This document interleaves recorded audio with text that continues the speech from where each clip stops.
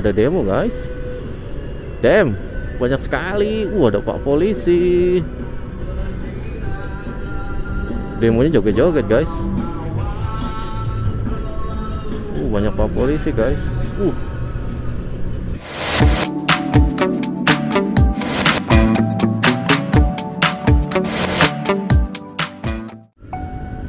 Assalamualaikum warahmatullahi wabarakatuh.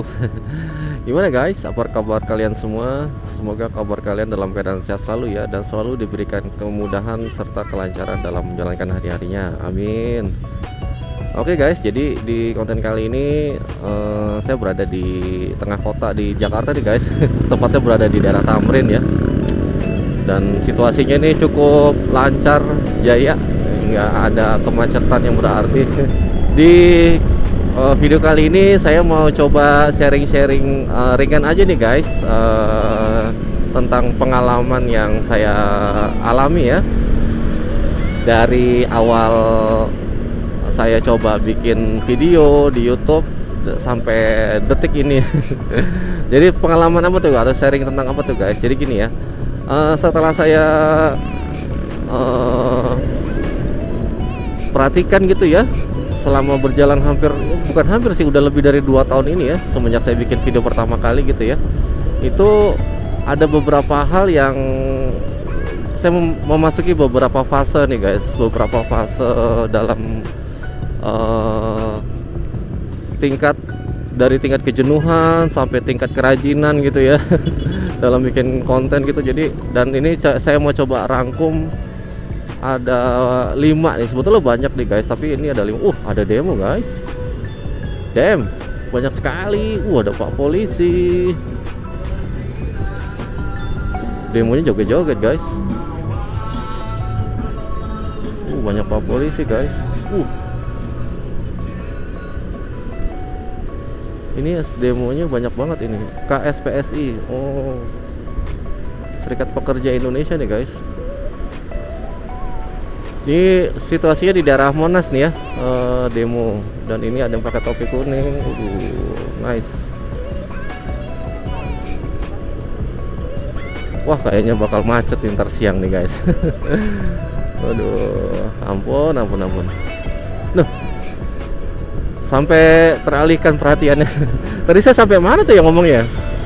Oh ya, tentang ini ya, beberapa hal, fase-fase saya dalam bikin konten ya. Jadi ini saya rangkum ada 5 aja ya. Jadi sebentar, saya udah bikin contekannya nih biar nggak lupa. Oke guys, jadi gini. Yang pertama itu adalah yang saya alami ya. Siapa tahu juga relate sama teman-teman YouTube semua yang juga sama pemula seperti saya ini, apa ngalamin hal yang sama ya.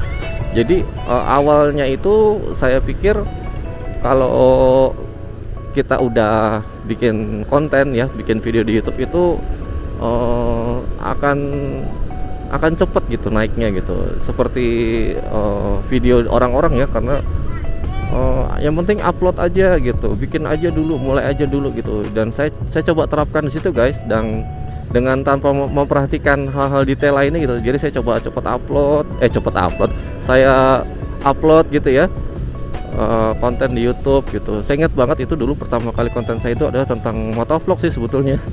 Cuman itu ya pemula banget ya, masih pakai handphone dan naroknya juga miring-miring gitu di dada ya kan, saya pakai chest strap gitu. Jadi aduh, parah deh pokoknya. Tapi ya gitu ya. Terus saya pikir saya akan mendapatkan hal yang instan gitu, langsung dapat viewernya banyak atau dapat subscriber yang banyak gitu. Tapi ternyata itu enggak guys. Jadi ternyata tidak sesuai dengan ekspektasi saya. Ternyata konten di YouTube itu sebetulnya susah-susah, nggak gampang gitu. Jadi itulah ya, hal yang pertama itu, jadi jangan berpikir semuanya itu serba instan gitu guys.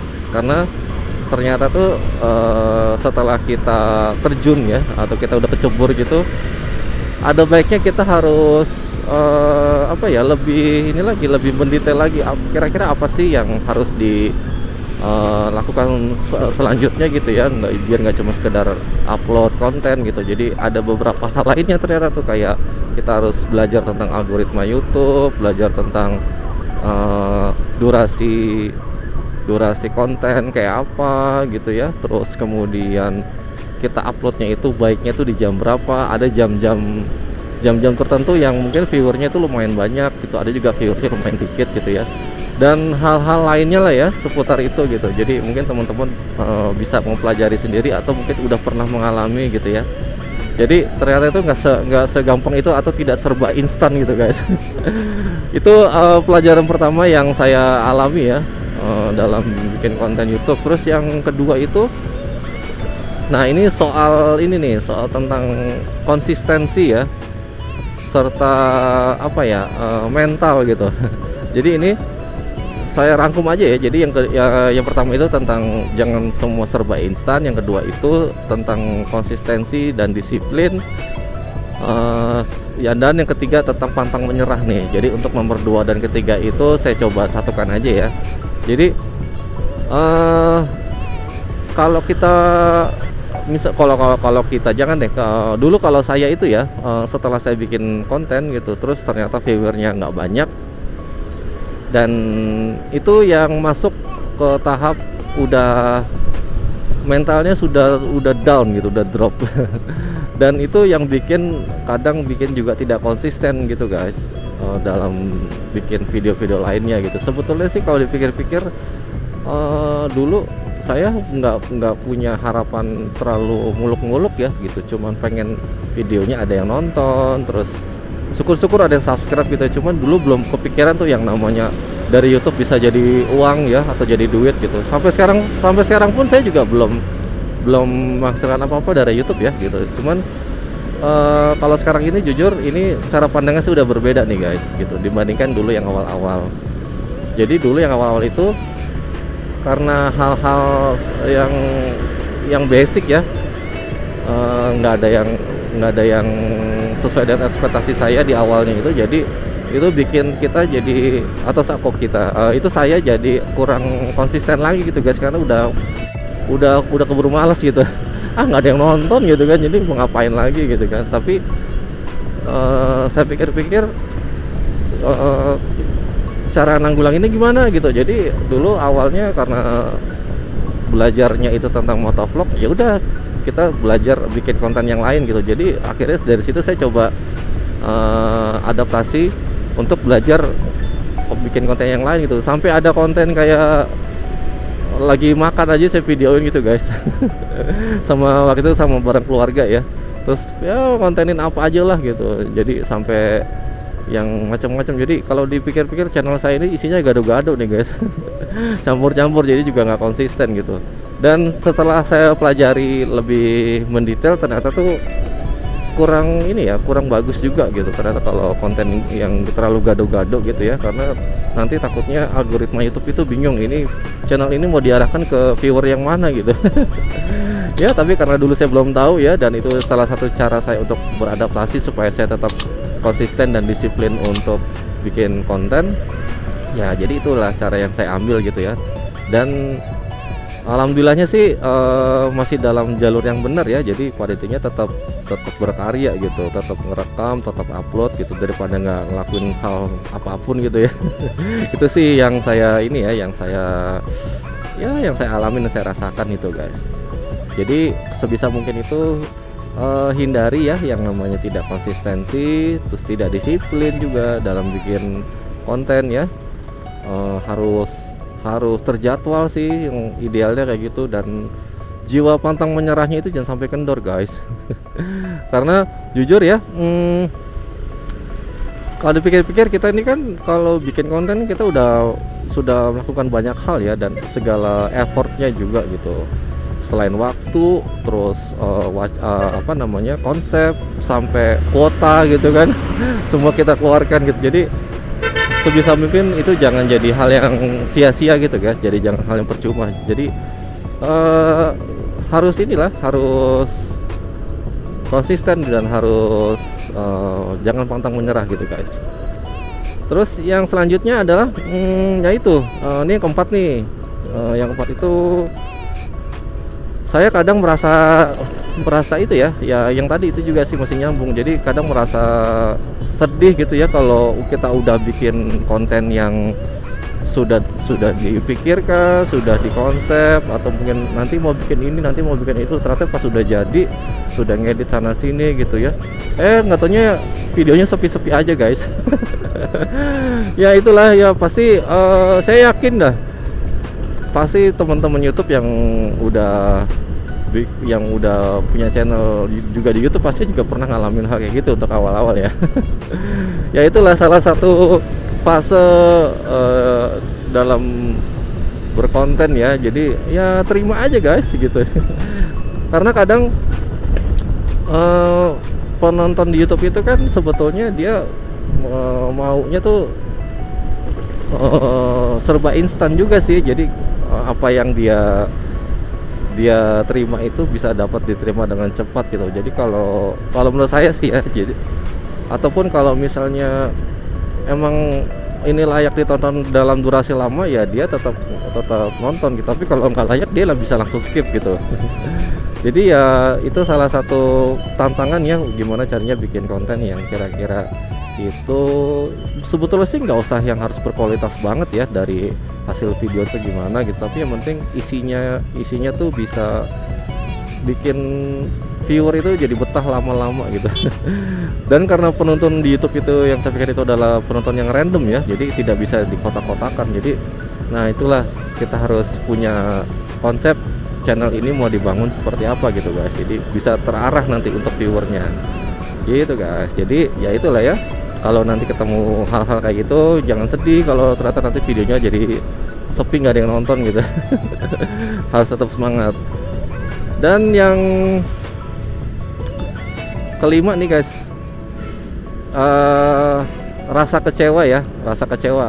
Kok rasa kecewa bang gitu? Jadi gini, rasa kecewa kalau misalnya ternyata kita sudah bikin videonya banyak dan ternyata juga nggak ada kemajuan, terus penontonnya sepi aja, subscribernya juga nggak nambah. Nah itu fase yang cukup bikin sedih sih gitu, bikin kecewa dan cukup karena melelahkan ya dalam prosesnya gitu. Jadi nah kalau saya sih jujur ya, nggak ada salahnya kalau kita harus sering-sering juga silaturahmi ke channel-channel orang lain ya. Itu kalau saran saya sih untuk solusinya. Jadi kita silaturahmi, terus kita kan jadi memperkenalkan diri juga ke teman-teman YouTube semua, sesama konten kreator. Jadi mungkin dari situ mereka bisa kunjungi balik, jadi kita sama-sama dapat viewer. Jadi nanti mungkin bisa juga dapat subscribe dari mereka juga ya, dan kita juga subscribe ke channel mereka gitu. Jadi ini cara yang umum sih ya, juga udah banyak orang yang gue lakukan. Saya juga melakukan hal yang sama. Terus dari situ juga punya beberapa kayak viewer yang cukup loyal juga, jadi sering berkunjung. Saya juga sering berkunjung ke channel mereka juga gitu, saling menyapa aja, say hello aja gitu. Jadi nah itu cara menanggulangi ya kalau misalnya nggak ada kemajuan channel, subscribe-nya nggak nambah atau viewernya juga segitu-gitu aja. Jadi ya itu dengan cara seperti itu. Jadi kenapa saya bilang kayak gitu, itu hal itu saya alami sendiri. Jadi entah kenapa ternyata dari saya beberapa kali silaturahmi ya atau berkunjung ke channel-channel teman-teman sesama konten kreator juga di YouTube, itu mereka subscribe ke channel saya guys, dan saya juga subscribe ke channel mereka. Jadi ya itu, jadi itu yang buat jadi semangat lagi sebetulnya sih. Karena ya subscribe dan view dari teman-teman semua itu entah kenapa tuh jadi kayak doping gitu. Jadi kayak booster lagi, mood booster lagi buat kita konten lagi guys gitu. Dan itu saya alami sendiri ya, karena saya dulu bikin konten itu 2 tahun yang lalu nggak salah. Itu juga cuman buat iseng-iseng aja, tapi setelah dipikir-pikir, setelah udah nggak kerasa udah masuk puluhan subscriber, udah masuk 100, 200, 300, sampai yang terakhir ini 500. Saya pikir wah sayang nih kalau misalnya cara pandangnya cuma buat main-main aja di YouTube. Kenapa nggak langsung sekalian belajar mendalam gitu ya, kan nanggung nih 500 lagi udah masuk syarat monetisasi gitu. PR yang pertama sudah kelar, tinggal PR yang kedua gitu, dapat jam tayang di 4000 gitu. Ya gitulah guys. Itu yang saya alami ya di dunia per YouTubean saat ini ya. Jadi semoga buat teman-teman semua mungkin bisa memberikan suatu informasi ya, dan sedikit cerita aja gitu. Semoga ini bisa jadi pembelajaran juga buat saya juga dan buat teman-teman semua. Mungkin kita bisa saling memberikan, saling support juga gitu ya, atau saling saran gitu. Bisa di channel ini juga, nanti tulis di kolom komentar ya, kira-kira teman-teman tuh biasanya ngapain aja sih supaya lebih produktif lagi dalam bikin konten di YouTube gitu guys. Oke guys, gini aja dulu videonya ya. Saya ucapkan banyak terima kasih yang udah sudi kiranya nonton video ini sampai selesai ya, dengerin saya ngomong terus. Dan jangan lupa guys untuk terus support dan dukung channel ini ya guys, supaya saya terus-terusan semangat, terus bisa mendapatkan manfaat juga dari bikin konten di YouTube ini. Supportnya dengan cara bagaimana? Dengan cara biasa, dengan cara like, share, dan subscribe di video ini ya. Terima kasih sekali lagi saya ucapkan kepada teman-teman semua. Assalamualaikum warahmatullahi wabarakatuh. Terima kasih.